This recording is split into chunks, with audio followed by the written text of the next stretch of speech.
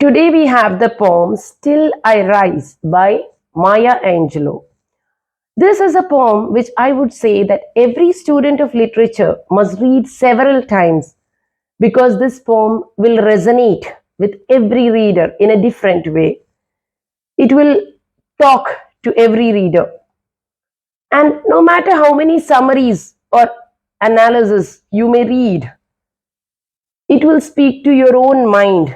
So read this poem several times. So let's see. You may write me down in history with your bitter, twisted lies. You may trod me in the very dirt, but still like dust I will rise. Does my sassiness upset you? Why are you beset with gloom? 'Cause I walk like I've got oil wells pumping in my living room. So, in these first two stanzas, we see that the poet is throwing a challenge out there. She is challenging her oppressor to write about her in history with bitter, twisted lies. Trod upon her, push her into the dirt, she challenges her oppressor. But like dust, she will rise. Dust that is so humble, but it will rise in the air. Then she asks, does my sassiness upset you? She has so much confidence, she has so much self assurance, so much self love that she asks, does my sassiness, my very impudence, my very pride and love, does it upset you? Is that why you are gloomy? Because I walk like I've got oil wells pumping in my living room. She says the words oil wells denote wealth. She says, I am very wealthy. And where is this wealth? It is right there in her living room, which means that it is from within that she brings forth this courage. This courage, this self assurance is inside her. This confidence is from her own sense of her moral superiority or moral high ground. She knows that she has done no wrong. She knows that the truth is on her side. And from there comes her confidence.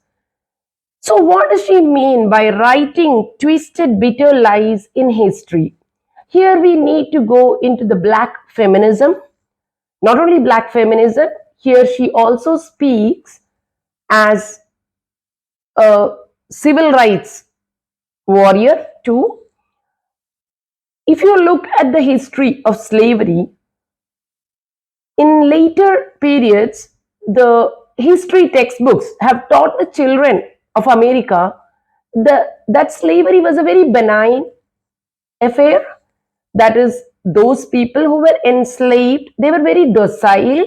They were just brought from West Africa and other African nations, and they were very much as if they had no ambitions or no dreams of their own. And the pictures that these history textbooks, so called textbooks, would show people was that of a group of slaves, maybe children, mother, father, all sitting outside a cottage. They seem to be having a very domestic, happy time. They are shown cutting firewood, the children are playing nearby. And in these textbooks, they do not show the horrors of enslavement.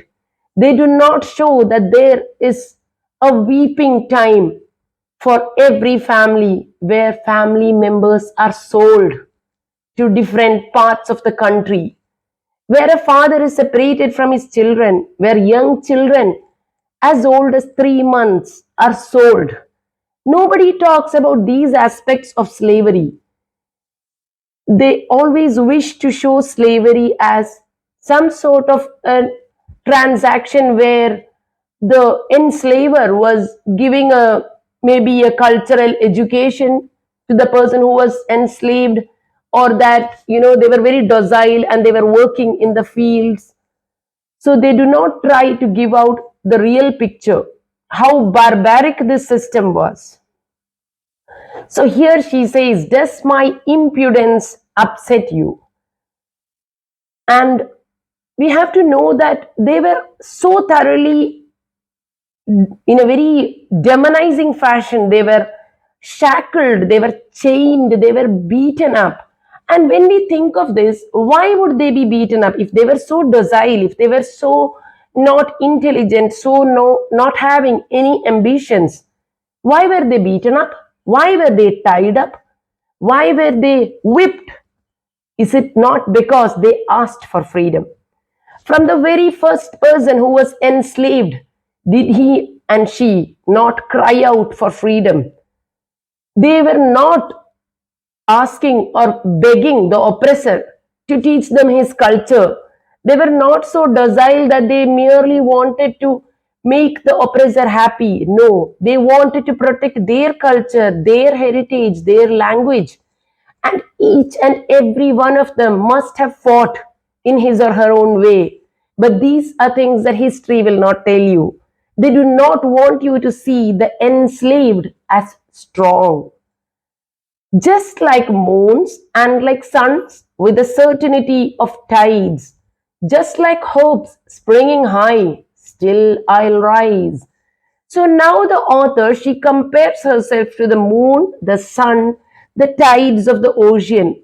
These are all natural phenomena and nothing can stop them. And she says, I too am like that. Now here we have to see that Maya Angelou is also talking about a personal level. She has been oppressed in her personal life. She is living in a land where there is racism, there is segregation, the law of segregation does not allow the black man to sit at the table that a white man is sitting. They had separate restaurants, separate schools, separate communities, separate places to live. So these laws of segregation, this is what she was fighting against. But she says, no matter how much you push me into this earth, I will still rise. I will still claim what is due to me. Did you want to see me broken, bowed head and lowered eyes? Shoulders falling down like teardrops, weakened by my soulful cries? She then asks her oppressor, that bully. And when we see this, we see the patriarchal society, we see the homophobe in every society. Whoever is marginalizing or causing a minority to be subjugated, to be pushed to a corner, to be made the other, any one of these bullies fit in here. Do you want to see me broken? She says, you wish to see me broken? Bowed head and lowered eyes? My shoulder falling down like teardrops? The very teardrops that was the lament of the slave. Weakened by my soulful cries. Did you wish to see that happening? Does my haughtiness offend you? Don't you take it awful hard? Cause I laugh like I've got gold mines digging in my own backyard. So she then says, again, there is a rhetoric question. The question can also be used as an accusation. She says, did you want my haughtiness? Does it offend you when I claim, like a Rosa Parks, when I say that I can sit in the bus just like you? Are you getting offended when I say that my people should not face police brutality, which they have been facing all through the years? When I say that loud and clear, does it offend you? And then she says, because I laugh like there are gold mines digging in my own backyard. So, yet again, she specifies my own backyard. That is, she says that again within herself, within her ancestry, within her beliefs, there is gold, there is that much wealth because she knows she is right. You may shoot me with your words. You may cut me with your eyes. You may kill me with your hatefulness. But still, like air, I'll rise. So now we see a very violent verbs like shoot me, cut me, kill me. These are used to show how callous that oppressor was. Imagine a person who could stand there and whip other people, actually use a whip on other people, actually tie them up or put shackles on their hands and feet, strip them of clothes in the cold and in the heat. Think of that oppressor. How callous can such an oppressor be? And still she says, you can kill me with your hatefulness, but still, like air, I'll rise. I think the dust is a word that is more fitting towards the ground, but still it rises. And by using the word air, she now makes us feel that they have risen. It is like air, she is floating. Does my sexiness upset you? Does it come as a surprise? Do you find it surprising that I can still be alluring, that I can still be sexy and sensual? Does it come as a surprise that I dance like I've got diamonds at the meeting of my thighs? So, here the author also brings us to black feminism. The black woman was in hierarchy, standing below the white man, the white woman, the black man, and then comes the black woman. She was relegated to the lowest position, and she was a housemaid, she was a slave, and her place was in the kitchen, in the yard. So now she says, and in spite of it all, I have all the desirable qualities of my sex. I am sensual, I am beautiful. And here we see that throughout the period of slavery and even afterwards during the Civil War, this is something that does not receive so much of a focus. The fact that it was not only the declaration of the abolition of slavery or the American laws alone that helped the black people, it was the fierce fighting spirit of the black people that has brought them forward. We have heard of women throughout history. There have been Harriet Tubman and several other women who have rescued themselves and other women who were working with them. And they have fought in various different ways. There have been women slaves who, from the beginning of time, when letters and books were denied to them, through stealth, had learned to read and write from their libraries, from the libraries of those who enslaved them, even at the cost of losing their life. There have been a great many slaves who had cried out, death or liberty, to their oppressor and then faced the bullet or faced execution. Mocking America's law of liberty, they cried out for the punishment, give me death or liberty. So these are all the sort of history that is erased. So that by showing that the slave in some way aided the one who enslaved them. That is what history books want to tell you, by showing that they did not have a culture, they did not have uh, any religious beliefs. Everything was taught to them by the colonizer or the slave owner. They are taking away the power of the black people. And she says, I dance like I have got diamonds at the meeting of my thighs. Here, Maya Angelou is proudly proclaiming herself a woman, a black woman of immense strength. Out of the huts of history's shame, I rise. Up from a past that is rooted in pain, I rise. I am a black ocean, leaping and wide. Welling and swelling, I bear in the tide. So, out of the huts of history's shame, in those little huts where these people were forced to live, where women had to face the most atrocious plunder and rape from their masters, from those huts rose brave little souls. And from a past that was so much bound in pain, she says, I rise like a black ocean, leaping and wide, welling and swelling, I bear in the tide. I am like a black ocean. And she knows, Maya Angelou now brings forth to our mind so many black iconic people who have come forth from this society and who have fought against this police brutality and the segregation that they had to face. Those who had to, whose very union, they were not even given the freedom to love, to choose a partner. And in spite of it all, they made through, they forced their way through. And it is on the shoulders of those brave men and women today's people who are free stand. Leaving behind nights of terror and fear, I rise. There have been a great many nights of terror and fear, that is during the civil unrest, when the people were protesting, and even till lately we have seen people protesting against racism. The biggest demon that she shows in this poem is racism.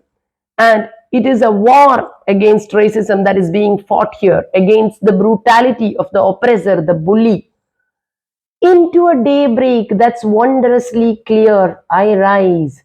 So she says the binary opposites of daybreak and night are used here. Night stands for the dark period in the history of America where human beings were enslaved and treated in a condition worse than cattle, and they were afraid, and even while they were escaping, even while they were running away from these so-called horrible homes, throughout it was nights of terror. They did not see daylight, but then finally they were coming forth. They were fighting against these laws of segregation and slowly claiming their rights, their right to live peacefully, their right to education, their right to marry and live with whom they loved, their right to vote. Bringing the gifts that my ancestors gave, I am the dream and the hope of the slave. And now she says, I am bringing the gifts of my ancestors. I am the dream and the hope of the slave. The present generation, I myself, I am the dream and the hope of that slave who once endured those beatings. And it is their fortitude that makes me what I am today. And what does she mean by the gifts of her ancestors? Her ancestors gave her the gifts of their culture, their language. You know that people, these people who were not allowed to read and write, they taught their children to sing their songs, the songs that they had brought from their homeland. They saw to it that their language continued, and by naming their little children after the names of their forefathers, they saw to it that their heritage, however much the oppressor tried to wipe it away, they saw to it that their names, their heritage, their religion continued by word of mouth. They spread it, and even though these families were separated, they still held on. You can see that the very gift of music, their dance, their instruments, they kept to it so that their culture would be protected. And these were the gifts of our ancestors. And we have to see that even those people who maybe history says that were content to live in such a life of enslavement, definitely they were not content. They made the best of the situation. They saw to it that they would, many people saved enough to free their children. Many made them so indispensable to the households that had bought them, such that these very households, for their own existence, had to allow some of these enslaved people to read and write, to be educated. The word dream and hope also brings to mind Martin Luther King with his very famous dream. How he says that I see a dream that the sons of those who were enslaved and the former slave owners will sit together and look at a wondrous daybreak all over my country, and they will sing together, sweet land of liberty, and they will together enjoy that freedom, that bliss. So we are we are brought to mind of Martin Luther King and all the other leaders who worked so well for the emancipation of the black race. I rise, I rise, I rise, she says. So the repetition, that is one of the devices that are used here. And the statement, I rise, I rise, I rise, gives a lot of emphasis to the fact that the author believes that there is no turning back. The time of daybreak, dawn has come. Then another literary device used is the usage of rhetoric questions like, does my haughtiness offend you? Or did you want to see me broken? These kind of questions are there. Then the usage of the word like, so there is simile. Dance like I've got diamonds, walk like I've got oil wells.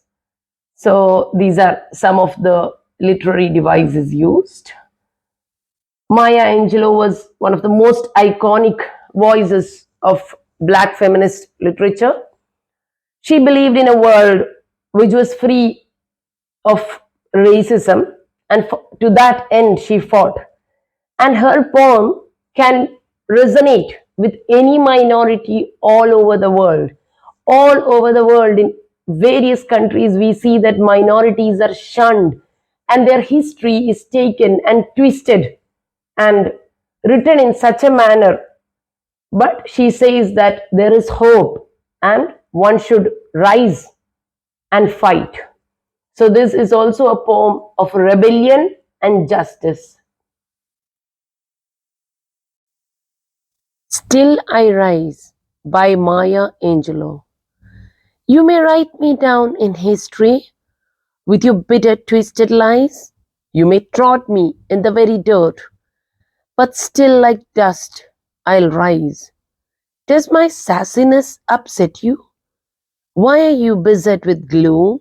'Cause I walk like I've got oil wells pumping in my living room, just like moons and like suns with the certainty of tides, just like hope springing high, still I'll rise.